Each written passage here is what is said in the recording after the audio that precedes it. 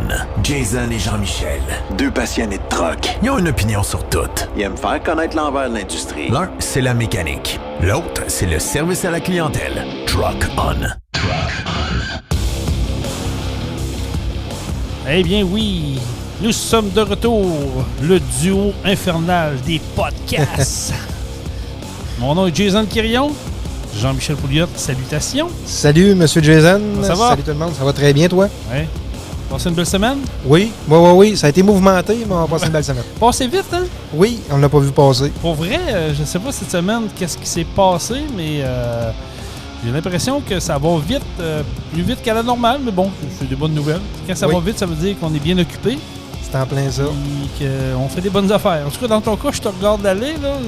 Tu traites beaucoup de dossiers cette semaine, là? Oui, les ça dossiers bouge. avancent? Oui, les dossiers avancent pour l'agrandissement, l'entrepôt, la construction, ces affaires-là. Fait que j'ai été plongé là-dedans une couple de jours cette semaine. Là. Bon. Oui, c'est le temps passe vite. Fait qu'on t'avait de voir l'appel arriver là, pour le début des travaux, j'imagine? Oui, d'après moi, 3 semaines maximum, ça devrait être débuté. Enclenché. Bon, oui. Parle-moi de ça, c'est des bonnes nouvelles. J'espère que vous êtes en forme. Puis salutations aux fidèles, parce que oui, on a des fidèles, avoir les écoutes puis avoir les commentaires sur notre page Facebook de Truck On. On vous invite à aller vous abonner. Truck On, le podcast, sera partagé également sur la page de Pro Diesel. Vous pouvez également vous abonner à cette page Facebook parce qu'on envoie nos promotions, on envoie nos photos, nos activités. Fait qu'on invite des gens à y aller, bien sûr. Et sur nos pages personnelles également. Donc, est disponible sur Spotify, sur Google Balado, sur iHeart Radio. iHeart, c'est dur à dire, hein? iHeart Radio. Elle m'a dit, tabarouette, je l'ai mopé solide. Mais en tout cas, faites des recherches, on est là-dessus, puis on travaille pour aller dans d'autres applications de podcasts. C'est une école, m'a dire. J'en ai fait de la radio à Truck Stop Québec. Je ne m'occupais pas de toutes les mises en ondes de tout ça. J'ai fait 2 ans de podcast avec mes 2 chums en Beauce. Oui. C'est pas moi qui gérais ce bout-là, mais là, je me rends compte qu'il y a beaucoup de choses à voir là-dedans, mais c'est le fun. C'est un apprentissage, c'est ça. Oui, c'est une belle école. C'est vraiment une belle école, puis je vais beaucoup lire sur les réseaux Internet. Je vais voir des petites vidéos sur YouTube, comment faire, puis comment se propulser, puis être plus visible. Là. Fait que semaine après semaine, on va en rajouter un autre, puis on va être avec vos partages aussi, puis dans les groupes spécialisés dans l'industrie du camionnage, puis un peu partout, mécanique de véhicules lourds, on va être là, bien entendu. Fait que merci d'être là, merci d'être fidèle, puis c'est toujours le fun de savoir suivi. Hein. Je pense que oui, on c'est est le vraiment fun de voir que les gens nous suivent et nous écoutent. Là. C'est encourageant. Jean-Michel, as-tu été voté? Oui. Pas encore? Pas encore? Tu vas-y aller? Oui, je vais y aller. Tu vas faire ton devoir. Mon devoir de citoyen. Oui, exact. Je vais y aller le 3 comme la majorité des gens. Écoute, on n'en parlera pas longtemps parce que moi, ça m'écoeure. Je trouve qu'on est... c'est une drôle d'époque comme on vit. Les 2 dernières années nous ont montré comment l'être humain pouvait être puis comment on pouvait être géré. Mais dis-moi si je me trompe, mais je pense que cette élection-ci, c'est une élection très importante. Puis je pense que le taux de participation va être élevé. Je pense que oui, parce que les gens ont été un peu échaudés dans les 2 dernières années, je pense. Fait que oui, je pense que le taux de participation va être bon. Il faut absolument. En tout cas, les gens qui nous écoutent au Québec, là, j'espère que vous allez faire votre devoir de citoyen, parce que pour nous autres, c'est important, puis pour la transition, puis si on a un message à passer, c'est le temps. Parce que ceux-là qui ne votent pas, mais qui chialent, ils n'auraient plus le droit de chialer. Oui, c'est ça. Ça prend du changement. Là. C'est ce que je dis. Choix, là, exactement. Il faut que ça bouge. Et dans ce fameux dossier des élections qui s'en viennent, on a beaucoup parlé de plein de sujets. Et avant que soient déclenchées les élections, la CAQ nous avait promis un 3e lien, nous avait dit on va avoir un 3e lien, c'est confirmé, il y a un bureau de projet, il y a des plans en place, on sait où est-ce qu'on s'en va, on va vous divulguer ça bien rapidement, bientôt. Puis là, on a appris dernièrement par le premier ministre François Legault qu'il n'avait pas de plan. Finalement, il n'y avait rien de fait, il n'y avait rien de dessiné, c'était démenti. À part les belles photos qu'on a vues dans le journal. Là. Ça, écoute, c'était bon un peu avec Photoshop. Tunnel, là, exact, du tunnel. Là, c'est des idées, d'après moi, ils ont mis les idées sur papier en dessin. Puis ils nous ont présenté ça de même, puis ils ont fait des beaux discours avec ça, mais il ne se passera pas grand-chose. Mais on va se le dire, là, je pense qu'on s'est fait fourrer. Le mot est clair. On s'est fait avoir royalement dans la dernière élection. Il y a 4 ans, on nous avait promis oui. Puis même Éric Kerr, que je salue, sûrement qu'il ne nous écoute pas, mais à un moment donné, ça va peut-être venir à ses oreilles, il avait dit, s'il n'y a pas de début de travaux, s'il n'y a rien, moi, je démissionne. Il avait mis son siège en jeu. Il faut se souvenir. Là. Puis il y a des audios de ça. Allez faire une recherche, vous allez voir, il y a des audios de ça. Éric Kerr n'a pas démissionné. Il n'y a pas de projet, il n'y a même pas de plan, il n'y a même pas une pelle qui commence à creuser rien. Mais on ne l'entend pas parler non plus. Là, on le voit, il est tranquille, hein? Ouais, il est très tranquille. Il est assez tranquille. Mais moi, je veux qu'on revienne au troisième lien parce que, écoute, stratégiquement parlant, pour nous autres ici, Saint-Anselme, on a un axe quasiment direct. Ouais, si on veut... ça serait bénéfique. Je pense que ça serait bénéfique pour la Rive-Sud de Québec au complet. Là. Ça devient un essentiel parce que, écoute, il faut vivre, je ne sais pas sur quelle planète il faut vivre, il faut penser que les 2 ponts actuels vont faire le job parce qu'il y en a un qui est en décrépitude, puis il y en a un autre qui... C'est un mal aimé. Il est mal entretenu, mais on le voit, là. Puis on l'a vécu l'année passée, si je ne me trompe pas, l'hiver passé. À un moment donné, je pense qu'il y a eu des vents, il y avait de la glace, ils ont été obligés de fermer les ponts de toute urgence, déglacés. Ça va pas bien, là. Non. Puis tu sais, comme j'ai vu, ça fait comme un fer à cheval, là. Puis idéalement, il faudrait faire une boucle avec ça. Là. Fait que c'est sûr que moi, personnellement, je suis pour le 3e lien du côté de l'Est. Absolument. Pour faire une boucle, justement, dans toutes les grandes villes, ça fait une boucle à quelque part. On est capable de virer autour. Tandis que là, on part d'ici, on va s'en aller à Sainte-Anne-de-Beaupré. C'est une bonne ride. Là. Mais pourquoi que nous autres, le commun des mortels, on est capable de voir ça? On est capable on le sait que c'est la logique même. Puis nos décideurs, nos penseurs, eux autres, ils ont de l'air à se lancer à la balle. Ce bout-là, je le comprends pas. Moi, d'après moi, il le voit, là, mais c'est ça. Ça a l'air d'être très compliqué. Parce que là, on a un beau projet, là, l'île d'Orléans, il faut refaire le pont. Et on le sait, ça aussi, ce pont-là, il est fini. Les prochaines années, il faut qu'il bouge là-dessus. Il faut que ça bouge là-dessus. Pourquoi pas avoir arrimé tout ça ensemble? Tu sais, je veux dire, OK, les gens de l'île d'Orléans, il y en a qui jappent, ne veulent pas avoir, ça va déguiser. Mais allez voir ce qui se fait ailleurs dans le monde. Là. Je veux dire, tu l'as vu un peu, Jean-Michel. Tu as vu puis moi aussi, faites des recherches encore là sur Internet, vous allez trouver des beaux projets. Pourquoi pas avoir arrimé ça ensemble? Dire, OK, l'île d'Orléans, vous allez avoir un pont, mais on va en profiter pour tout arrimer ça ensemble. Il préfère une pierre deux coups, un comme projet. on dit. Ben exact, oui. il préfère une pierre deux coups. Ça serait la logique même. Oui. Tu sais, je veux dire, on est là, on sait que l'île d'Orléans a besoin d'un pont. Bon, OK, Lévis, Québec, puis ça sera un axe naturel. Écoute, l'industrie du camionnage, là, d'ailleurs, que je salue, que je trouve très, très, très calme dans ce dossier-là, qui devrait lever la main et devrait bûcher là-dedans. Eux autres, là, je pense aux compagnies comme Guilbeault. Je pense aux compagnies comme Morneau, qui sont à Rivière-du-Loup, qui doivent aller au Saguenay-Lac-Saint-Jean, qui doivent aller dans Charlevoix, qui doivent aller à Saint-Anne-de-Beaupré. Il faut qu'ils se tapent la 20. C'est plus le trafic des ponts, on s'entend. Non, c'est comme je disais, ça fait un fer à cheval, puis ça devrait pas. Là. Mais il faut absolument, parce que si on... En tout cas, moi, là, écoute, on est 2 gars qui pensent à voix haute, on n'est pas des ingénieurs, là, mais je pense sincèrement que l'industrie du camionnage devrait se lever. Ils ont des associations, ils sont là, on les entend très peu là-dessus. Pourquoi qu'il n'y en a pas un qui se lève et dit là, c'est assez, écoute, on peut-tu se prendre au sérieux, là? T'sais, on va faire un pont. On veut pas un tunnel, c'est un pont. Parce qu'un tunnel, tu sais comme moi, que les produits dangereux, matières dangereuses, ne peuvent pas passer. Exact. Puis il y a beaucoup de compagnies de transport de matières dangereuses dans notre secteur. Là. Tous les hommes d'affaires de la Rive-Sud de Québec, en réalité, là, ça serait bénéfique pour tout le monde. Autant sur la Rive-Nord aussi, de ce côté-là. Qui savent que la clientèle de notre côté à nous est plus rare parce que là, c'est loin. Puis le développement. Comparativement à traverser puis le développement économique serait. As-tu pensé, toi? Mais un axe comme ça, comment que le développement économique serait encore plus valorisé ici dans Bellechasse, je pense Bellechasse, mais sur la rive sud de Lévis, Lauson, Saint-Michel-de-Bellechasse, tout ce coin-là se développerait encore plus. Oui. Il n'est pas là la raison. Ils ne veulent pas faire ça. C'est une des très bonnes raisons. Là, mais, ils ne veulent pas que ça se développe ici parce qu'ils ont peur de perdre d'ailleurs.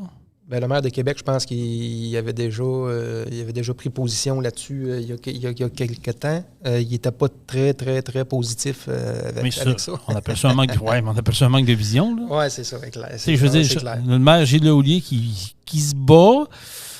Écoute, lui aussi, je le trouve quand même calme, il est serein, est-ce qu'il sait quelque chose qu'on ne sait pas, ou c'est sa stratégie d'attaque? Aucune idée, je lui ai parlé une fois, il a de l'air bien sympathique, mais je pense que les gens d'affaires doivent se lever. Écoute, il y a M. Tanguay, pas Maurice, mais cause que je veux dire son nom, là, mais d'ameublement Tanguay. Oui. Bon, qui a parlé, qui a levé la main, il dit là, ça en prend un, puis ça urge, c'est urgent. Là. Pourquoi que ça prend un homme d'affaires comme ça pour lever la main? Pourquoi que les autres hommes d'affaires de la Rive-Sud, que Québec... Oui. Ouais. Puis moi, ce que je comprends pas aussi, là, c'est pourquoi ils font des sondages avec la population de Montréal. La population de Montréal pense quoi du troisième lien à Québec? On s'en encore dessus. C'est clair qu'eux autres ne sont pas pour ça, là, mais on s'en foutu de leurs opinions. Mais pourquoi ils ne seraient pas pour ça? C'est quoi le problème? Je veux dire, eux autres... ils aimeraient bien mieux que ça soit investi dans leur ville à eux autres. Là. Mais tu sais, quand ils ont fait le projet, là, le projet monstre là, qui a duré je ne sais pas combien d'années, là, le Papineau, ils ont fait un sondage en ville de Québec pour savoir si on était favorable à ce projet-là? On s'en sac? Pas en tout. Fait que moi, je trouve que ça, c'est une grosse perte de temps. Là, on voit les médias aller faire des sondages à Montréal pour ça. Là. Et ça nourrit la bête. Il serait bien mieux, oui, c'est ça, exact. Mais il serait bien mieux d'aller faire des sondages, puis d'aller rencontrer les hommes d'affaires de la Rive-Sud de Québec, puis d'aller rencontrer les hommes d'affaires de Québec qui verraient avantage à ce troisième lien-là, qui pourraient lever la main. Là. Mais il y a une loi du silence. Il y a un omerta là-dedans, puis c'est ça qui me tanne, puis je comprends pas qu'il n'y a pas des journalistes. Il ne faut pas tout les en demander, eux autres, parce qu'ils travaillent fort. C'est ainsi, je pense que c'est trop lui demander. Mais je ne comprends pas qu'il y ait des journalistes qui ne vont pas creuser en dessous. Pourquoi qu'il y a une loi du silence? Pourquoi qu'on ne va pas plus loin là-dedans? Pourquoi que Montréal, comme tu l'as expliqué si bien, se mêle du dossier? Quand ils ont eu le pont Champlain, il fallait en refaire un nœud. On-tu demandé à Québec? Ah, c'est ça, exact. L'agrandissement du métro, est-ce qu'ils demandent à Québec? Non. Quand ils ont fait le prolongement de la ligne, je ne sais plus trop quoi, là, les transports en commun aériens qu'ils sont en train de faire, est-ce qu'ils demandent à Québec? Non. Ouais. La réfection du tunnel Hippolyte-Lafontaine présentement, qui d'ailleurs, ceux-là qui ne sont pas au courant, là, va être fermé pendant 3 ans. Là. Ça va être le dawa total. Salutations aux camionneurs et camionneuses qui nous écoutent en podcast, qui vont vivre l'enfer pendant 3 ans. Ils ont-tu demandé la permission à Québec? Non. C'est normal, c'est à Montréal. Exact. Gatineau, ils ont 6 ou 8 ponts qui traversent la ville Gatineau, Hull, Ottawa. Là. C'est-tu des affaires de Québec?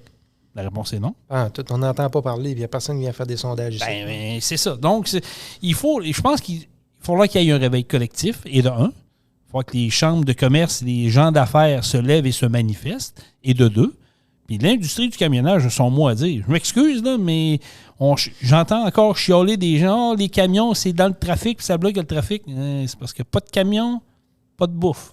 Ah, c'est ça. Oubliez jamais ça. Là. Pas de bouffe, pas de construction, rien, parce que les camions, c'est l'essor de l'économie actuelle. C'est le moteur de l'économie au Québec et un peu partout. Il y en a qui n'aiment pas ça, entendre ça. Là. Mais c'est une réalité. C'est la réalité, exact. C'est ça. Fait que ça prend un troisième lien, puis au plus Christ. C'est pas un projet qu'il faut qu'il décolle dans 5 ans. Là. C'est un projet qu'il faut qu'il décolle là. De les entendre parler, ça va prendre 10 ans de bâtir. Fait que dans 10 ans, il y a peut-être bien un des 2 ponts qui va être déjà tombé. Là. Et voilà. Non, mais tu as raison. C'est ça. Là, on change des suspens en urgence là, parce que là, ils ont vu que ça nous a passé entre les mains, mais il faut y aller en urgence. Pourquoi que ça n'a pas été vu? Le pont de San Francisco, le Golden Gate, je pense que je me souviens pas qui s'appelle. En tout cas, je ne suis pas un fervent dans tu peux peut-être faire une recherche là-dessus, là, mais le pont de San Francisco, là, allez le voir. Regardez la beauté qui est repris beaucoup dans les films, dans les reportages, tout ça. Ce pont-là, il y a du monde en permanence qui travaille dessus, qui l'entretiennent. Regardez la beauté de ce pont-là. Vous allez me dire, ils n'ont pas d'hiver à San Francisco. Fine, je suis d'accord. Mais ils ont quand même de l'eau salée en dessous qui est corrosif quand même. Regardez ce pont-là. Il y a du monde en permanence. Il y a des ponts à New York, c'est la même affaire. Pont, c'est ça, c'est le Golden Gate. C'est le Golden Gate. C'est un pont qui ressemble, beau, au pont Pierre-Laporte. Oui, dans le style. Ouais. Mais je vais prendre l'exemple à New York. Je suis allé une fois dans ma vie à New York. Dans le temps que j'étais pompier volontaire, on a acheté un camion de pompier, faire une histoire courte. Puis quand je regardais ça, l'architecture des ponts à New York, c'est capoté. Je ne sais pas si tu as déjà été à New York, Jean-Michel. Non. Mais en tout cas, c'est capoté, les ponts de New York. Mais il y a des gens qui sont en permanence pour faire l'entretien de ces ponts-là. Comment ça qu'à Québec, on n'est pas capable d'entretenir nos affaires, qu'on laisse aller à l'abandon? Tu regardes le pont de Québec, le vieux pont de Québec, qui est, selon moi, une belle architecture. Il est joli, il est beau à voir. Criff, il est 3 couleurs. Oui. Il est rouille, il est gris, puis il est vert. Mais ça, juste le projet de peinture de ça, là, c'était un peu ridicule. Là.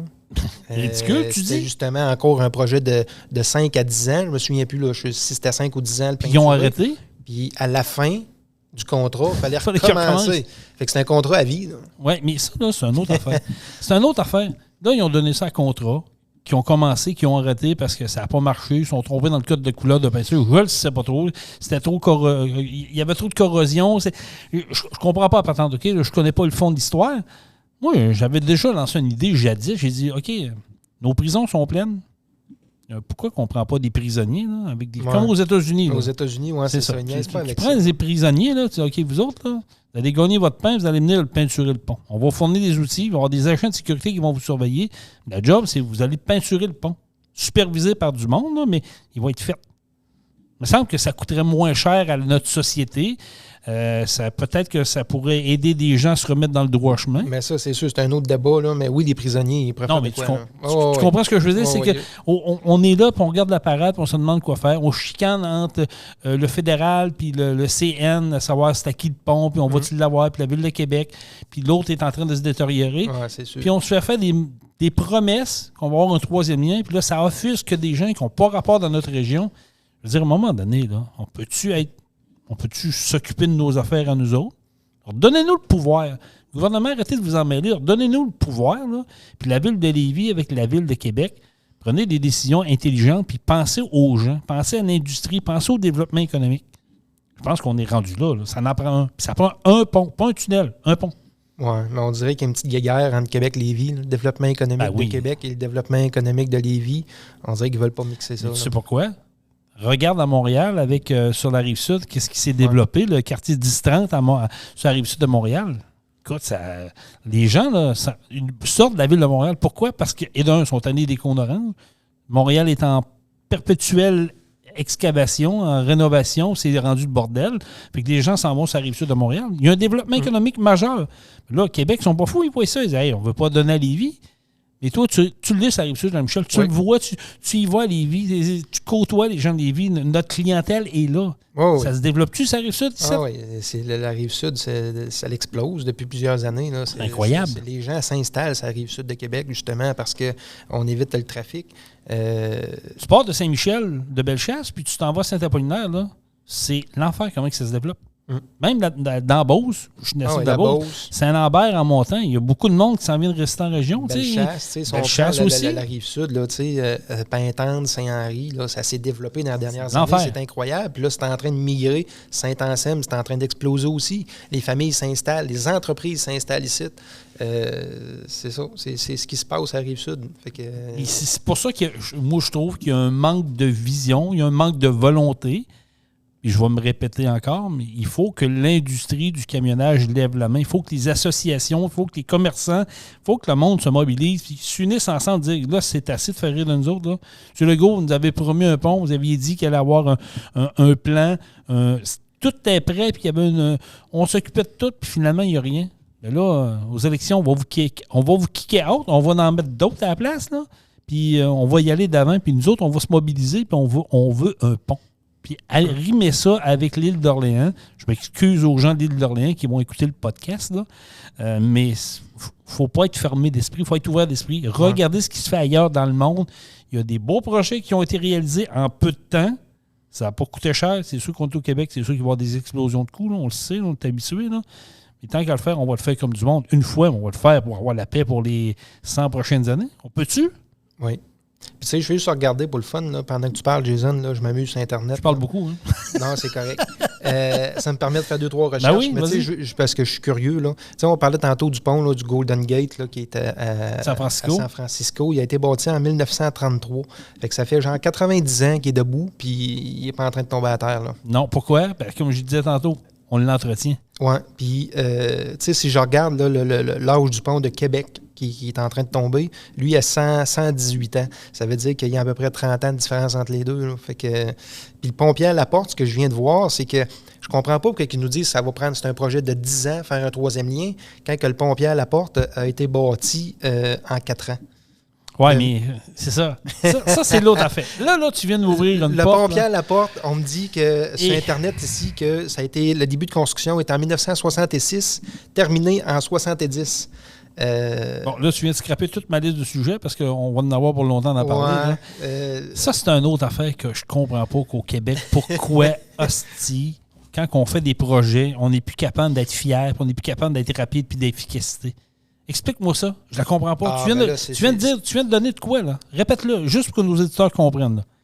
En quelle année on a commencé à construire le pont Pierre-Laporte? En 1966. 66. Oui, en quelle année qui était prêt? 70. Il n'y a pas d'erreur, là. Il y a pas. C'est 4 ans.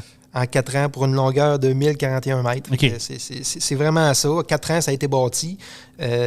OK, disons qu'on va être bons joueurs. OK? C'est sûr où est-ce qu'on voudrait l'avoir. Peut-être que le fleuve est plus long et plus large de ce côté-là. Je peux comprendre. Mais pourquoi qu'on nous dit 10 ans alors que lui, en 66, là, on parle pas de 2022, 66. Oui, puis on n'a pas les mêmes technologies en 2022, en plus, les mêmes technologies de construction. Des connaissances, exact. Des produits. Fait que normalement, quand même que le projet est un peu plus complexe, là, en 2022, je pense pas qu'on prenne du retard comparativement à cette années 60. C'est plate à dire, mais on devrait être encore dans le 4 ans. Avec la largeur puis tout ça, on devrait être encore dans le 4 ans. On n'est pas, comme tu disais tantôt, on n'est pas des architectes, des ingénieurs, là, mais c'est dur à comprendre. Puis même la construction là, en général, c'est beaucoup plus long qu'avant. Mais pourquoi? On est encore on est encore dans la mode de la corruption, du je m'en foutisme, il faut que ça coûte cher, puis on n'a plus de fierté? C'est quoi? C'est-tu la paperasse? C'est-tu j'en ai aucune idée. C'est-tu l'environnement qui est rendu trop compliqué au niveau environnemental? C'est peut-être un peu de tout, un mélange de tout qui fait que maintenant, c'est plus long. Oui, mais Jean-Michel, on va aux États-Unis, là. Toi comme moi, là, je vais juste dans le Maine. Je vais juste prendre un exemple. Je vais au Larcher durant l'été. Là, je ne l'ai pas fait cet été à cause des sanitaires, là, mais j'y étais dans le passé. Écoute, refaire une autoroute là-bas, là, ça prend pas 6 mois.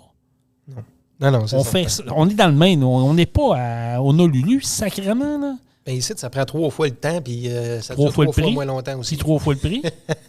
Oui, c'est ça. Il faut la refaire aussi. Ça dure 3 fois moins longtemps. Mais pourquoi qu'on est campé dans cette maudite mentalité-là? C'est là mon questionnement, puis je pense qu'il est là l'enjeu de tout ça. Tu l'as dit tantôt, là, je reviens encore là-dessus, là, 4 ans pour bâtir un pont. 4 ans. Avez-vous compris, là? Je le répète, 4 ans. Là, on parle de 10 ans, puis ça, c'est si ça va bien. Ça a pris combien de temps? Je ne sais pas si tu es capable de le trouver, là, de faire celui de Montréal, le nouveau pont Champlain, là, parce qu'on on en a fait un à Montréal. C'est aussi, c'est ça. Je parlais de Papineau, là, j'étais dans les patates. C'est Champlain. C'est le pont Champlain. Es-tu capable de savoir à peu près combien ça a pris de temps là, dans tes recherches? Je vais trouver ça, mais je suis en train de faire une recherche. Je ne sais pas si vous avez entendu parler, là, je pense que c'est l'année dernière, l'hôpital qui a été bâti rapidement en Chine, là, oui. Justement pour la pandémie, la fameuse pandémie. Ben, en Chine, ils ont bâti un hôpital en 10 jours. Là. OK, on va s'entendre. Ça, c'est sûr. Un autre...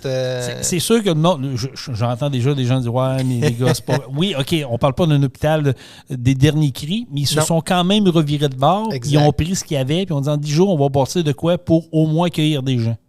10 jours. Ici, ça aurait pris 10 jours pour trouver un crayon ou appeler quelqu'un pour être capable d'avoir un permis, puis là, il faut qu'il soit accepté, puis il faut qu'il... Comprenez-vous, la patente? Je sais qu'on ne peut pas comparer la Chine ici, mais Jean-Michel, ce qu'il vient de me dire... C'est des exemples de construction qui fait que c'est sûr que... Écoute, en Ontario, pas plus loin que cet été, là, en Ontario, ils ont refait un viaduc. Ils avaient estimé 78 heures refaire ça. Ça en a pris 72. Oui, c'est ça. En Ontario, encore là, on n'est pas au Nigeria, on n'est pas ailleurs. Là. C'est en Ontario qu'on a fait ça. Et je la comprends pas. Puis ici, ça prend quoi, un viaduc? 2 ans? Ah, c'est de l'ouvrage. C'est pour ça que je te dis, mais on se pose pas de questions. Personne, il n'y a aucun journaliste qui creuse pourquoi, que c'est le commun du pourquoi. On étouffe toujours l'affaire, puis on passe à un autre appel, puis la vie est belle. Puis après ça, on se demande pourquoi que ça coûte cher de taxes d'impôt Québec. Voyons, je ne cherche pas de midi à 14 heures. Là. C'est incroyable. Les travaux pour le pont Champlain, là, pour revenir à ta question de tantôt, ça a duré 4 ans. Ça a duré 4 ans, 4,4 milliards. 4,4 milliards, 4 ans. Exact. Bon, au moins, ça a pris 4 ans, c'est encourageant. 4,4 milliards pareil. Avec 1600 travailleurs. Fait que ça prend beaucoup de main-d'œuvre. 4,4 milliards pour refaire le pont Champlain. À côté de l'autre, là, on va se le dire. Ça, d'après moi, dans le 4,4 milliards, ça doit être compté que l'autre doit être détruit. Je peux pas croire. Ouais, je sais pas. Une préparation les et tout. recherches sont pas très poussées, non, mais là. c'est pas mal. OK, 4 ans, OK, je vais faire mon mea culpa. C'est quand même bien. Je suis quand même... Mais on s'entend que c'est pas le même projet non plus que faire sûr. un troisième lien ici, là, mais c'est ça. Oui, les coûts, les délais de construction sont beaucoup plus longs au Québec qu'ailleurs. Mais allons voir aux États-Unis, allons voir dans d'autres pays ce qui se font, là, ce qui se fait, là, incroyable. Tu sais, je prenais hier aux nouvelles, là, juste faire un aparté pour vous montrer à quel point qu'on est mauvais. Là. La Ville de Québec, présentement, a des problèmes avec les lifts. Moi, ils appellent ça des vérans. Là, tu sais, un lift. On a au garage ici des lifts pour lever des véhicules lourds. Oui. Bon, la Ville de Québec, présentement, ont des problèmes majeurs avec les lifts pour lever les autocars, les autobus. Ils ont été bloqués par le CNESST parce qu'ils sont jugés non conformes. Ce que j'ai appris hier en écoutant la radio puis en lisant un peu dans les journaux, c'est que les fameux lifts, les vérins qui appellent, mais moi j'appelle ça un lift pour lever, avaient été achetés, mais ils n'avaient pas pensé qu'il y avait un hiver au Québec quand ils ont acheté ça. Donc, ils ont été désagrégés avec le sel avec les années. Ouais. Michel? C'est un peu comme les achats d'autobus électriques. Là. Ils n'ont pas pensé qu'il y avait de l'hiver et qu'il y avait de la slotch dans les rues à Québec. Est-ce que la personne qui a acheté ça, qui a été demandée, a perdu sa job? Tu penses, toi? Non, hein? Non. J'étais en train de réfléchir. Non. Mon répondre pour toi, non. Ouais. Ce gars-là a été promu ailleurs, c'est sûr. Ils l'ont tabletté, mais on dit, gars, on va te payer. Mais comment ça qu'on est au Québec puis on fait des achats d'imbéciles de même? On n'est pas capable de penser, hey, on est au Québec, on peut s'acheter de quoi qui va tenir? Non, 10 ans après, une durée de vie de 30 ans, mais finalement, ça a duré 10 ans parce que. Ouais, mais qui a acheté ça? Vous l'avez acheté où? Ouais, on l'a acheté en Europe, on s'est fait conseiller encore une fois. Pourquoi? Comment ça qu'on n'est pas bon comme ça? Personne ne va perdre le job. Non, c'est certain. Comme tu as parlé des autobus électriques. Même affaire. Ah, on a acheté des autobus électriques. Vive la planète! Yeah, bravo! Mais ouais, regarde, c'est que ça a donné quoi? L'autobus en panne. Faut que tu débarques pour pousser un autobus d'une côte. Calme, incroyable. En tout cas, on fait rire de nous autres pour de vrai. Mais pour revenir au troisième lien, là, on va closer le dossier là-dessus. Honnêtement, levez la main. Monsieur Tanguay, félicitations. Vous avez été un des rares où je pense qu'il y a une loi du silence. Il y en a qui ont peur de parler par peur de représailles. Je suis convaincu parce qu'il y a un omerta, il y a une loi du silence, puis il y a une petite gang, une petite clique. Allez écouter sur Netflix la série Bad Blood. Je vous le dis, là, ça, puis El Chapo, là, vous allez comprendre un peu comment ça marche, la mafia versus ce qui se passe avec nos gouvernements. Là. C'est une excellente série. Ça rouvre les yeux à ben des égards. Quand je vous dis que la corruption est encore là, on a une belle preuve. Ouais, ben, il en a tout le temps eu, il va tout le temps en avoir. Là. Mais je pense que c'est pire que pire. Si je pensais qu'avec la commission Charbonneau, on avait réglé un dossier, mais c'était une lubie, c'était un show de boucan, puis ils ont trouvé une nouvelle manière de contourner tout ça. Puis payer des Québécois, En tout cas, dossier à suivre pour le troisième lien, mais j'espère qu'il va y avoir un réveil collectif. Parlant de réveil collectif, écoute, vous le savez, là, tout coûte cher. Avez-vous été faire votre épicerie dernièrement, toi? Oui.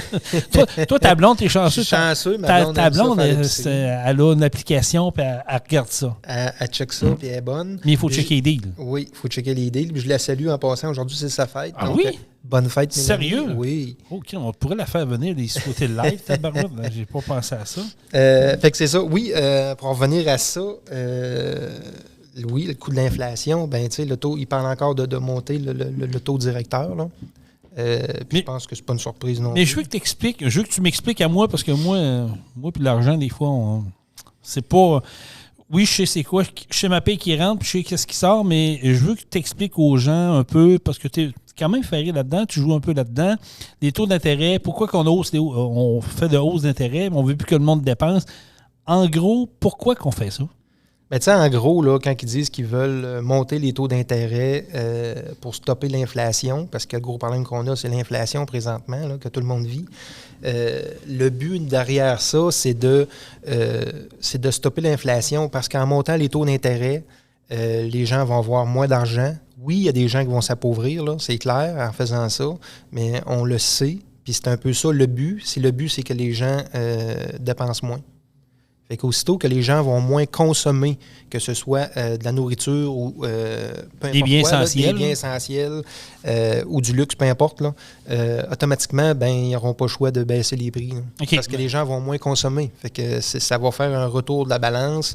C'est un peu ça le but de ça. Là. OK, mais je vais te poser une question. Là. Comme je te dis, je ne suis pas un expert là-dedans, je ne connais pas ça. Oui. On veut stopper l'hémorragie. On veut que le monde dépense moins, ce qui va créer un effet pour baisser les taux d'intérêt. C'est un peu plate, là, mais c'est ce que je ils comprends. vont appauvrir les gens. Ils vont appauvrir les gens pour que les gens dépensent moins. Okay. En faisant ça, l'inflation va baisser automatiquement. Et moi, ce que je comprends pas dans tout ça, je comprends ce que tu viens de m'expliquer, mais il y a de quoi qui ne me rentre pas dans la tête. Peut-être nono. Tu me le diras. Mais... on était 2 ans en pandémie, qu'on n'a pas dépensé une maudite scène, puis on nous a tout le temps cassé la tête. Quand l'économie va ouvrir, il faut dépenser, il faut aller encourager nos produits parce qu'il y a des compagnies qui étaient sur le bord de fermer, puis il faut dépenser. Les gens, il y a beaucoup de gens qui ont mis de l'argent de côté pendant 2 ans. Ouais, cet argent-là, ils disent, bon, on se gâte. Mais là, c'est pas un double message qu'on envoie? Moi, quand tu me dis les gens n'ont pas dépensé, là, je suis pas d'accord. Les gens ont moins sorti. On n'a pas dépensé dans les restaurants. C'est ce que je voulais dire, ouais. Exact, c'est ça. On n'a pas dépensé dans les restaurants, mais les gens ont acheté un auto de plus, un 4 roues, une piscine, table de billard. Tu as raison. Ils ont dépensé toute vie à côté, puis normalement, ça ne serait pas supposé. Normalement, dans ces 2 années-là, les gens auraient dû, comme tu disais, économiser puis moins dépenser. Okay. L'inflation n'aurait pas monté tant que ça. Là, vu que tout le monde dépense puis que ça vire à flot, les prix montent, puis let's go, puis il n'y a pas de problème. Là, je comprends ce que les gens dépensent pareil. En réalité, ce qui aurait été la logique même durant les 2 ans de pandémie, c'est qu'il n'y ait pas trop de dépenses, d'essentiel, d'actifs, ce qui aurait peut-être corrigé un peu l'économie qu'on a normalement, mais avec, comme tu dis, des gens investis sur le patio, les spas, les piscines, les VTT, les motos, les mythes dans tout là. Fait que là, l'économie a continué à virer un peu au-dessus de ce qui était supposé d'être. Oui, parce que là, la production, peu importe dans quel domaine, la production a ralenti. Beaucoup. À cause de la fameuse COVID. Puis les gens ont continué à dépenser puis à remplir les carnets de commandes. Fait que les prix montent automatiquement. Là. OK. Fait que donc, c'est un peu cet aspect-là. Mais là, tu sais, je regarde ça, on monte les taux d'intérêt, le prix des maisons ont monté incroyablement haut. Oui. Il semble avoir une petite légère baisse pour l'instant, mais selon les experts, ça va peut-être repartir vers le haut. Dans une vision là, globale, d'après toi, est-ce qu'on dans les prochaines années, on peut-tu parler d'1 an, 2 ans, 3 ans? Ils disent, ça peut-tu se replacer? Entre 6 et 8 trimestres. 6 et 8 trimestres? Avant de voir un réel impact avec le niveau de l'inflation. Ça veut dire qu'ils vont monter le taux directeur, vont monter les taux d'intérêt. Puis quand les gens vont commencer à s'appauvrir un peu, que là, les gens vont faire « Oups, là, on va se serrer la ceinture. L'hypothèque coûte plus cher, l'épicerie coûte plus cher, tout coûte plus cher. On n'a pas le choix de ralentir nos dépenses. » Bien, quand ça va être généralisé, cette histoire-là, bien là, les coûts vont baisser automatiquement. Mais c'est pas un couteau à 2 tranchants? Je veux dire, là, oui, tu sais, une livre... Oui. Tout le monde prend l'exemple de la livre de beurre qui est rendue à 8 pièces, là. C'est un bel exemple. Tu sais, je prenais même hier, quand j'ai fait mon épicerie dernièrement, je regardais le pain, le pain s'est rendu de l'enfer. Puis, je veux dire, à un moment donné, le monde va finir par s'appauvrir. Il y a des commerces qui vont écoper à cause de ça. Oui. Je veux dire, il va y avoir des fermetures. Il va y avoir, ça va faire mal. Il y en a qui ne survivront pas. Il y en a qui vont le ressentir, c'est certain. Il y en a qui vont le ressentir, c'est certain, mais ça va-tu être pire que dans les 2 dernières années qu'on a eues? En réalité, les restaurants, dans les 2 dernières années, ils l'ont eu très dur. Je ne crois pas qu'il l'ait aussi dur dans les prochains temps avec ça. Non, parce qu'ils se sont ajoutés ces prix, il faut te le dire. Oui, mais tu sais, au moins, les gens ils sont capables de recevoir leur clientèle, puis il va peut-être avoir un petit peu moins de monde qui vont y aller parce qu'ils vont dépenser moins, mais ils vont avoir de la clientèle pareille. C'est mieux qu'être fermé. C'est sûr qu'il y a des commerces qui vont les coper un peu, là, mais... je crois que c'est la seule façon, puis eux croient aussi, les économistes, que c'est la seule façon de stopper l'inflation. Puis tu sais, on parlait d'une hypothèque. Là. Si on prend un exemple là, d'une maison de 300 000 en décembre 2021, avec un taux d'intérêt de 2,8 %, il y avait une hypothèque de 1 450 $, puis aujourd'hui, on est dans une hypothèque d'autour de 1800. Et ça fait une différence de 325, 350 $ par mois de différence. pour la même maison. Fait que 350$ de moins dans tes poches par mois. Ben, ça paraît. Ça paraît. Ça, c'est à part le prix d'essence qui a augmenté. Exact. L'épicerie qui augmente. Imagine. Les assurances qui augmentent. Ça paraît. Fait qu'au final, tu te sors, tu vas te chercher en perte financière par mois, tu vas chercher quasiment 600-700$ de moins. Là. Ça paraît. Oui. Puis, tu sais, on a beau dire, ben oui, les salaires n'augmentent pas, ça ne suit pas. C'est impossible tu sais, un employeur peut pas donner une augmentation, suivre cette inflation-là qui est exagérée depuis une couple d'années. Là. Il ne peut pas donner une augmentation comme ça à ses employés. Non, c'est sûr. Parce que c'est un couteau à deux. Ça aussi, ça devient un couteau à deux tranchants. Ben oui, parce que veux pas, tes employés, ils s'appauvrissent. Tu sais, tu peux pas lui donner une augmentation comme on a là, une inflation de 6-7 %. Tu peux pas lui donner 6-7 % d'augmentation à tous les années. Non, ben c'est parce que là, il va y avoir un manque à gagner. Puis là, toi, tu te dis, OK, mais il faut que j'augmente. Mais tu sais, c'est une roue qui tourne. C'est une roue qui tourne. C'est un piège. C'est très bien, c'est ça. Puis les employeurs savent qu'on ne peut pas donner cette augmentation-là, mais que les employés s'appauvrissent un peu parce que le taux d'inflation monte puis le coût de la vie est cher. Là. Fait que donc, les prochaines, on a encore pour une couple d'années à vivre là-dedans, à barboter là-dedans. Là. Oh oui. En espérant que ça se corrige avant ça, là, mais selon eux, c'est un 6 à 8 trimestres. Ça veut dire que c'est ça. On a peut-être pour 2 ans à corriger tout ça. Ça va faire mal. Ça va faire mal. Oui. Okay. D'après moi, on est dans cette vague-là. Là. Ils ont pas l'air, le taux directeur va remonter bientôt, puis ils n'ont pas l'air d'avoir peur, les banques, de le monter. Et tu suis un peu les marchés boursiers, j'ai l'impression que c'est comme... Ah là, c'est un peu triste, ça aussi. C'est difficile. Hein? Pour tout le monde, il n'y a pas de secret là-dedans, je pense. Il y a peut-être bien eu 25 % de pertes à la bourse là, durant le début de l'année. C'est quelque chose. Puis on en prévoit encore. Fait que, tu sais, je peux pas donner trop de chiffres parce que je veux pas m'avancer. Non, mais on le voit. Je veux pas que personne se fie là-dessus, là, mais on a eu environ 25 % de pertes là, depuis la dernière année, puis depuis le début de l'année, je veux dire, puis on attend encore. Là. Fait qu'il y en a qui vont avoir... ils pensaient dans les prochaines années peut-être prendre de retraite, mais ça va peut-être retarder un peu le projet. Oui, peut-être. Peut-être que ça va retarder le projet. Mais un coup, ça va être descendu encore. Si ça descend encore de 10 %, ben là, ça va être le temps d'investir. Mais c'est de pogner le plancher, c'est de savoir c'est le plancher va être. Je pense qu'elle est là, puis tu sais, je regarde un peu, j'écoute des économistes, il y en a qui sont supposément des pros là-dedans, puis même eux autres, ils sont... Non, là, c'est une période qui est un peu difficile pour investir. OK. Bon, prenez-en note, les amis. Il y a sûrement des choses peut-être qui sont à surveiller dans les bourses qu'on peut investir, puis peut-être à long terme. Là, mais je regardais le prix de l'essence qui avait baissé à 1,59,9. Là, il est remonté à 1,64. Pourquoi? Je sais pas. Quelqu'un qui est là. Ah, oui, c'est vrai, l'ouragan. Ça doit être à cause de ça. Oui, c'est ça. Mais c'est les placements à long terme, c'est sûr qu'il n'y a personne qui va être perdant. Là. Si quelqu'un place à la bourse pour 10 ans, mais quand même qu'on a un creux là puis que c'est plus difficile. Tu vas aller leur gagner un moment donné. Tu vas aller leur gagner, c'est certain. Là. C'est certain les prochaines années. Mais si tu fais un placement à court terme pour 2-3 ans, ben là, c'est pas le temps pantoute. OK.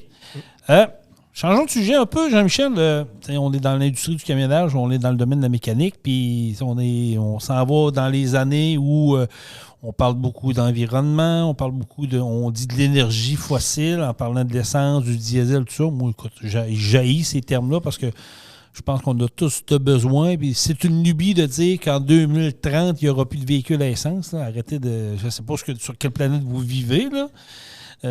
À part d'être Québec solidaire, mais pour le reste, je veux dire, ça va être encore là pour les prochaines années. Ah, l'industrie du pétrole est là pour elle est là pour rester. Là. Comme j'ai déjà dit dans le passé, oui, les véhicules à batterie pour d'aucune utilité, je suis d'accord.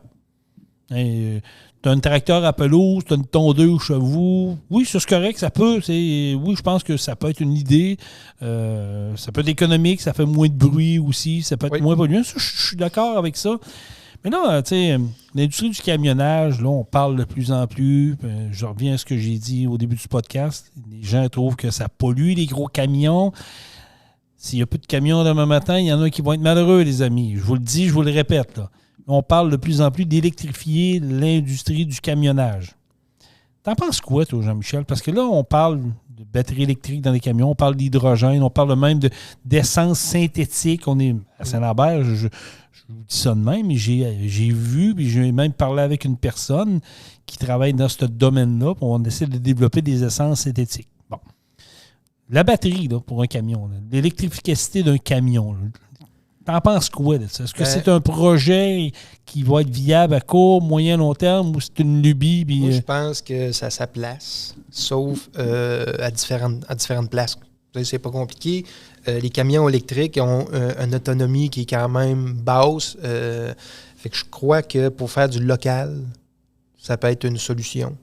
On parle de petits camions de livraison. Petit camion de livraison qui est exact. Un exemple, un Dicom ou peu importe, là, un petit camion de livraison, un cube qui est électrique, puis qui a une autonomie de 4 à 500 km avec sa batterie.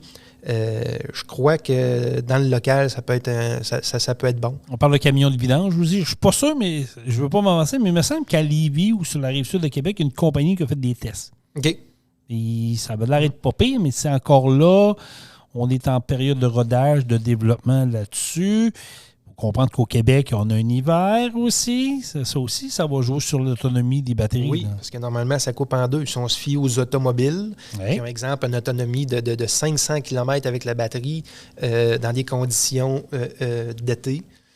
En hiver, on va couper en deux, on va tomber tout de bien à 300 km, 250, 300 km environ. Là. Fait que si c'est la même chose pour les camions qui ont une autonomie de 500 km par jour ou avec la batterie, tout de bien que 250 km là, dans une journée en hiver, là, il va trouver ça plate un peu dans le local aussi. Là. Ben, c'est un peu. C'est pour ça que je voulais qu'on en parle, parce que, tu sais, on regarde ce qui s'est passé en Floride. Pour ceux qui ne sont pas au courant, il y a eu une très grosse ouragan là-bas, puis ça a dévasté. Puis, tu sais, il y a beaucoup de gens qui partageaient sur les réseaux sociaux. Ils disent, ouais, il faut que tu partes d'urgence, tu as un char électrique, puis il n'est pas rechargé au maximum, tu es dans le trouble. Ouais. C'est sûr qu'il n'y a pas de tort. En même temps, un char au gaz, c'est la même affaire. S'il n'est pas full, tu peux être dans le trou, mais tu peux te débrouiller, tu peux aller gazer à un moment donné puis te sauver. Ouais. Mais dans l'industrie du camionnage, je ne sais pas je ne sais vraiment pas si on peut dire qu'un camion qui va faire de la longue route, par exemple, une compagnie ici, sur la Rive-Sud, qui dit, ben moi, j'ai des chauffeurs, et moi, mon corridor, c'est l'Ontario. On va juste prendre l'Ontario, qui vont à Toronto, ils vont livrer à Ottawa, en Alberta, peu importe. Camion avec une batterie, là. Tu sais, ça ne se recharge pas en 5 minutes. Là. Comment vous me direz, oui, Non, mais ça c'est va certain. arriver un jour. Il se recharge un petit peu automatiquement, là, les camions. Là, c'est avec pour ça qu'on dit qu'en local, c'est idéal parce que ça se recharge un petit peu avec en freinant. Ils utilisent la chaleur des freins, ces affaires-là, pour créer de l'énergie. Là. Ils utilisent ce système-là. Là, je ne le connais pas. Je sais ce que tu veux dire. Je n'ai entendu parler. Ils appellent ça un rétro-énergie. Là, exact. Qui tu vas rechercher. Mais pourquoi qu'on n'est pas capable de... Il avait déjà fait dans le passé, tu es plus jeune que moi, donc ça me fait vieillir. Hydro-Québec avait sorti, ou je sais pas, il y a quelqu'un qui avait sorti un véhicule, c'est un Dodge. Il avait mis des batteries sur 4 roues. Puis quand le véhicule roulait, ben, les batteries rechargeaient. Un peu comme un dynamo de bicycle dans le temps. Là, tu te souviens? Bon, c'était sur le même principe. Puis Hydro-Québec ont acheté ce véhicule-là, puis pouf, disparu dans la brume. Pourquoi qu'aujourd'hui, on n'est pas capable de créer comme un dynamo sur une roue? Le truck avance, le véhicule avance, qui pourrait recharger une batterie. Donc, tu pourrais faire quasiment non, c'est certain, mais peut-être c'est l'énergie que ça prend pour faire tourner le dynamo aussi qui fait que ça recharge la batterie, mais l'énergie que ça prend, ça compense peut-être, ça revient au même, je ne sais pas. Aucune idée. Mais si on revient un peu là, à ça, je pense que la technologie dans ces systèmes-là, des véhicules électriques, ça fait de commencer. Là, fait que ça va s'améliorer avec les années. Puis je pense qu'on va finir par trouver une recette qui va être adaptée. Même pour les poids lourds qui font du long route. Là, j'ai des gros doutes. Moi aussi, parce qu'on parle d'autonomie, on parle de véhicules intelligents qui vont rouler tout seuls. On se lance un peu partout, puis on sait toujours bien que ça arrivera. En tout cas, pas ici, là, pas au Québec, certains. Mais les véhicules à batterie sur des poids lourds, puis il y en a qui essaient de nous faire croire. Moi, je pense plus que ça va passer peut-être par l'hydrogène ou, comme je dis, une essence, comme ils font à Saint-Lambert, qui essaie de développer une essence, j'ai dit le terme tantôt, là, puis je m'oublie, là, mais bon, de faire un nouveau type d'essence, qu'on peut plus miser là-dessus. Est-ce qu'on pourrait voir même d'autres options là-dedans? C'est certain, mais ils sont tous à la recherche de ça, une solution pour rendre ça éco-énergétique. Fait que ça va arriver. Moi, je suis persuadé de ça. Mais pas dans les 2-3 prochaines années. Ça sera pas dans... Non. Il commence, là, il y en a des camions, là, comme on des dit. plans de grandeur qui sont électriques, on en a vu. Là. Ils en ont sorti, pour ne pas nommer personne, là, mais sont maintenant sur la route. Il reste juste à voir ce que ça va donner. Je sais qu'aux États-Unis, ils font des tests. Il y a des compagnies qui ont embarqué là-dedans. Je sais que Budweiser, à un moment donné, il avait fait une promotion, mais il avait fait un road test. Oui, c'était dans des conditions parfaites. C'est ça, mais le vrai test, c'est vraiment l'hiver ici. Amenez-nous les ici. En été, c'est facile. C'est ça. En été, c'est facile. En hiver, ça va donner quoi? Amenez-nous là au Québec. Nous autres, on va tester les camions. On va vous montrer c'est quoi la réalité. En hiver, ça va donner quoi? C'est ce que j'ai hâte de voir, l'autonomie de ça, puis les contraintes que ça va apporter aux chauffeurs et aux entreprises qui vont avoir acheté 2-3 camions électriques pour les essayer. Ça en prend qu'ils essayent, ça en prend qu'ils le font. Puis tant mieux. Puis on attend pour voir ce que ça va donner. Mais j'espère juste que les compagnies de ce monde ne se garacheront pas juste pour avoir une bonne conscience. Mais en bout de ligne, ça te coûte plus cher que la normale. Je veux dire, oui, ça coûte plus cher présentement, mais il va peut-être avoir un réajustement de marché à long terme. Mais si tu décides, moi, je veux paraître green parce que j'ai une conscience écologique, pas sûr que c'est une bonne idée non plus. Oui. Mais je pense aussi qu'il y a pas les autobus scolaires qui vont être obligés d'avoir des véhicules électriques. On s'en va vers là. Ils sont obligés, le gouvernement va les obliger. Fait que, encore là, obligé. Puis il n'y a rien qu'au Québec que ça se fait, là, parce que puis ils ont même bloqué l'accès aux autobus, à l'achat d'autobus. Exemple, au Nouveau-Brunswick, que c'est pas obligatoire. Tu peux pas être une compagnie de transport du Québec et aller chercher 2-3 autobus scolaires au Nouveau-Brunswick. Là. C'est interdit. Tu es en train de me dire qu'on a encore trouvé le moyen d'engraisser. Moi, je vais le dire, non? D'engraisser une compagnie pour obliger d'acheter électrique. Exact. Pour que les petits amis aient de l'argent dans leur poche. Exact. Hey, c'est ordinaire, pareil. Quand tu penses à ça, tu dis, OK, là, nous, on va obliger ça. Combien il y a de compagnies qui font d'autobus électriques au Québec? Une. OK. Puis elle va bâtir sa... Puis ils se vendent combien d'autobus scolaires par année au Québec? Ah oui. Fait que c'est ça. C'est un peu ça, mais ça a tout le temps été la game. Hein? Ça a tout le temps été comme ça. En tout cas, j'ai vraiment hâte de voir où ce que ça va mener, mais l'électrification, j'y crois, comme j'ai dit, pour d'aucune opération. Oui, je suis le premier à dire, oui, ça a peut-être de l'allure. Ça place oui, ça va avoir son utilité à des places. Comme on a dit, pour du vocationnel autour, je pense que c'est bon, ça va aider. Mais pour ce qui est du highway, du longue route, qui fait du US, qui fait de l'Ontario, qui fait de l'Alberta, qui fait du Nouveau-Brunswick. Ouais, là, c'est un autre paire de manches. Écoute, ça va. Je pense que vous allez travailler fort pour me convaincre. Il faudra que je sois témoin et voir une batterie qui va faire au moins 400-500 km, qui va se recharger durant la nuit, que le gars va être arrêté pour son off-duty, puis quand il va repartir, parce que c'est encore là. Mais tu sais, ça prendrait une batterie qui a une autonomie de 1000 km, parce que pour que le conducteur soit capable de faire sa journée pleine, puis que là, elle se recharge dans la nuit. Comme on a dit, recharge dans la nuit. Oui, parce que ça prendrait au moins une autonomie de 1000 km, là, ça aurait plus d'allure, parce que 500-600 km, là, ils font plus que ça dans une journée. Ah oui, c'est sûr. Ils ont beau dire on va aller charger sur le temps du dîner, là, mais ça va prendre des bornes en maudit. Des bornes, des rapides à part de ça? Oui. Non. La technologie, je pense qu'elle n'est pas encore au point pour faire du long cours. Parce qu'avec le logbook électronique, il faut aussi comprendre que oui, ils sont obligés de s'arrêter après tant de temps, mais il faut, comme tu disais tantôt, le gars qui est obligé d'arrêter dans le nowhere parce que son logbook électronique lui dit il faut que tu arrêtes là. Il n'y a pas de borne, il fait quoi? Non, ça s'en vient. Génératrice au gaz. Je pense que la technologie va arriver, puis tout le monde va s'ajuster, puis tranquillement, pas vite, ça va s'installer. Mais pour du longue distance, je pense qu'on n'est pas prêt pour tout ça. J'ai hâte de voir, parce que comme tu sais, moi aussi, je regardais un peu là, sur les internets de ce monde, puis je voyais qu'on parlait d'hydrogène, il y a beaucoup de compagnies qui y croient. Moi, je pense que l'hydrogène est peut-être une piste de solution. C'est un carburant quand même qui est moins polluant à long terme. Nous autres, on le voit, là, on est dans le domaine du diesel, là, puis les méchants diesel. On est dans le domaine du diesel, puis on le voit, là, les problèmes d'urée, là, écoute, on en voit un peu un autre, Jean-Michel. C'est notre dada. Là. Beaucoup de monde nous appelle. On fait quoi avec ça? Il y a des troubles d'antipollution. C'est un autre bobo, là. Je te dirais que la plupart des camionneurs ont des problèmes avec ce système-là. 90% des problèmes maintenant, c'est ça. C'était-tu voulu? Quand on a instauré ce nouvelle gogos-là? Je pense pas que c'était voulu, mais c'était peut-être bien pas au point. Là. C'est plus ça. Parce que si je ne me trompe pas, en Europe, ils sont en train de tout enlever ça. Là. Ben, c'est ce qu'on entend dire. Mais il n'y a rien de sûr encore. Nos auditeurs qui nous écoutent en Europe présentement pourraient peut-être nous le confirmer, mais c'est ce que je me fais dire, c'est qu'en Europe, présentement, on est en train de regarder pour enlever ça parce que là, ça aide pas, ça nuit, coûte plus cher. Puis, on se le dit, ici aussi, c'est la même affaire, là. L'urée, présentement, dans l'industrie du camionnage, je ne dirais pas la majorité, là, c'est pas vrai, mais plus que la moitié, 3/4 des gens qui ont ça ont beaucoup de problèmes.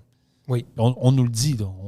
Ça fait longtemps que ça existe, ces systèmes d'antipollution, là, puis on dirait qu'ils n'ont pas trop amélioré le système. Là. Ils l'ont amélioré un peu, il y a des changements, mais c'est encore problématique. En 2023, 2022, 2023, c'est-tu moins problématique? On ne le sait pas trop encore. Là. Mais ça avait pour but de quoi, l'urée, quand on a décidé d'instaurer ça dans le système du poids lourd? C'était l'environnement, bien sûr. Et des gens qui ne sont pas trop habiles avec ça, c'est quoi le système? Ça fonctionne comment? Là? En réalité, si on part au début du système, c'est que les gaz d'échappement s'en vont dans un filtreur qui est un DPF, là, qui va filtrer les particules. Ça, c'est un gros filtreur, là, un très gros filtreur. Exact, ça va filtrer les particules. C'est pour ça, souvent, que le problème qu'on a, c'est que le filtreur est plein. OK. Le filtreur est plein. Là, les gars, ils ont des check engines, puis ils ont des troubles avec ça. Tu peux faire nettoyer ton filtreur. Des fois, ton filtreur, il n'est pas nettoyable. Il est bouché, il est remplacé carrément. Tout simplement remplacé. Les prix ont baissé là-dedans. Là. Je te dirais que là, c'est pas mal plus abordable que ça l'était pour remplacer ces filtreurs-là. OK.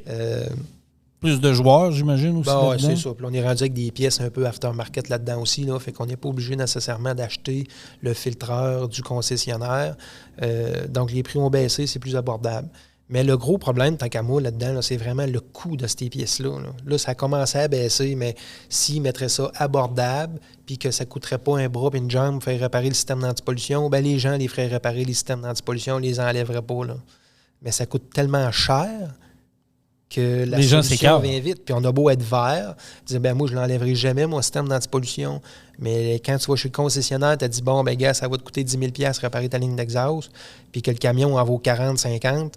Là, les prix ont augmenté dans les dernières années, là, dans l'usager, là, mais en tout cas, mais on comprend un peu le lien que je fais avec ça. C'est pas très intéressant de mettre 10 000 $ dans une ligne d'exhaust. Là. Ça n'a pas de sens, pareil, quand tu repenses à ça 2 secondes. Oui, fait que quand ils ont une solution, un plan B qui est à moindre coût, puis que les problèmes sont terminés après, ben la décision se prend vite. Là. Fait que c'est un peu ça. Le problème il est là. C'est le coût de toutes ces pièces-là de remplacement qui coûte une fortune. Puis c'est aussi le fait que c'est souvent brisé. Ça, c'est ce qu'on me dit. Hein. Ce que j'entends dans les 6 premiers mois chez Prodigy, quand je rencontre la clientèle, c'est ce qu'on me dit. On est tout le temps arrêté. On perd du temps, les régénérations n'ont pu finir, on est en strack, on est aux États-Unis, on est pogné avec ça, puis ça coûte cher, c'est de la merde. Je comprends pas qu'il n'y a pas, à un moment donné, le gouvernement va dire c'est peut-être pas l'idée du siècle, on peut-tu trouver une solution? Ouais. L'industrie, c'est ça. Il faudrait peut-être que le système soit simplifié. Là, je sais qu'ils l'ont simplifié un petit peu dans les dernières années. Mais là, est-ce que ça va porter fruit? Ça va être plus fiable? Ça va être le temps qui va nous le dire. Puis l'autre problème, c'est que l'urée, à un moment donné, on a fait peur au monde. Pénurie d'urée peut-être. Les prix ont parti en vrille par en haut. Il y avait une rareté. Les gens se sont un peu comme l'histoire des papiers de toilette pendant la pandémie. Les gens se sont stockés. C'est ça. Mais là, ça va-tu revenir, ça? Là, l'automne arrive. Est-ce on va parler encore de pénurie d'urée comme l'année passée? Hein? On ne le sait pas. Toujours, il va nous rester à voir si ça va venir, mais c'est une possibilité, là. C'est une possibilité. Puis si ça vient, ben on va falloir dealer avec ça, comme on dit. Encore une fois, des beaux problèmes à venir. Ça va très bien, les amis. Ça va très, très bien. En tout cas, écoute, si vous avez des questions sur ce sujet-là, n'hésitez pas à appeler nous. On va vous répondre, Patrick au service et l'homme de la situation, puis Jean-Michel également. Des fois, ils disent vous avez parlé de l'urée, ça m'intéresse. C'est quoi les procédés? Bien, on pourra vous expliquer ça, puis comment on fonctionne. Puis des pistes de solutions, il y en a. Oui, il y en a. Il faut attaquer le problème quand il survient. Là, on n'a pas le choix. Là. Puis, quand c'est rien qu'un senseur ou c'est des petits problèmes qui ne coûtent pas trop cher, c'est avantageux de le faire réparer et de laisser ça là. Exactement. Puis si vous faites du hors-sentier, ça fait de même. Ça, j'aurais quasiment envie de vous dire, perdez pas de temps et faites-le faire, vous allez avoir la paix. C'est plein ça. Exact. C'est le projet. Ben écoute, c'est intéressant. J'ai hâte de voir où ça va mener les nouvelles technologies dans les prochaines années. Je suis un gars qui est un peu techno dans ben des affaires. Des fois, je suis plus gauche que d'autres choses, mais j'aime ça voir ce qui s'en vient. Puis je pense que l'industrie du camionnage va nous réserve encore des beaux défis dans les prochaines années. Là. Oui, parce que la technologie dans l'automobile avance très rapidement. Puis maintenant, le camion, il n'y a pas le choix. Le camion suit aussi. Le camion suit. Fait que ça va apporter des gros défis pour les constructeurs. Puis pour ceux-là qui réparent aussi. Oui. Parce que les formations, il faut se mettre à jour. On s'en va de plus en plus dans l'électronique, collecter un ordinateur, aller chercher des codes d'erreur, faire un diagnostic précis. Qu'est-ce qui est. Tu sais, on le sait, on est là-dedans. Là. Oui. Ça demande. On va être un dossier à suivre. Oui, exactement. Puis on va vous tenir au courant, on va en parler. Puis on est là pour ça, on aime ça. Là. Absolument. Ben écoute, ça fait pas mal le tour pour notre 3e podcast. Ça a passé vite encore une fois. Oui. On va dire encore une fois bonne fête à Mélanie. Oui, bonne fête Mélanie. Puis, passe une belle journée. Toi, as-tu préparé un surprise? Es-tu au courant? Oui, tu es au courant un peu. Ah, tu es au courant? De ce qui se passe. Oui, j'ai pas le choix. Ah oui? Tabarouette. Donc, c'est plus une surprise? Non, c'est plus une surprise. C'est plate, hein, Mélanie? Mais en tout cas, au moins, tu vas voir de quoi. T'es chanceuse, c'est correct. Si vous avez des questions, des commentaires, n'hésitez pas sur notre page Facebook TruckOn, le podcast, sur la page Facebook de Pro Diesel, sur nos pages personnelles. Vous pouvez nous écrire. Oui. On veut avoir vos commentaires, puis on le répète, si vous avez des sujets de discussion, n'hésitez pas, ça va nous faire un grand plaisir. Ça vous tente de venir nous jaser en studio également. Là. On est en train de se meubler tranquillement tantôt avant d'enregistrer. Là, on avait on spottait, là, j'aime ça, des idées encore, j'aime ça. Puis sans se parler, on se comprend. Hein, à un moment donné, oui, exactement. On s'en va dans la même direction, les deux, sans le savoir. Sans le savoir, j'ai proposé de quoi. Justement, j'ai pensé à ça. Fait que tu vois, on connecte pas mal là-dedans. Fait que ça, c'est des beaux projets. Puis, écoute, tant de se meubler, là, je lance ça de même. Je n'ai pas parlé à Jean-Michel, mais ça serait peut-être le fun de vous inviter à un moment donné à un petit événement ici, puis on fera des podcasts, on jasera avec le monde, des gens, là, ça serait peut-être le fun à voir, puis à jaser avec vous autres. Merci beaucoup d'avoir été là. Soyez prudents sur les routes, partagez la bonne nouvelle, puis comme on dit, Jean-Michel, passez un bon week-end. Truck on! Truck On. Vous avez aimé le podcast? Partagez-le et abonnez-vous à notre page Facebook. Truck On. On vous en prépare un autre. Truck On, la gang!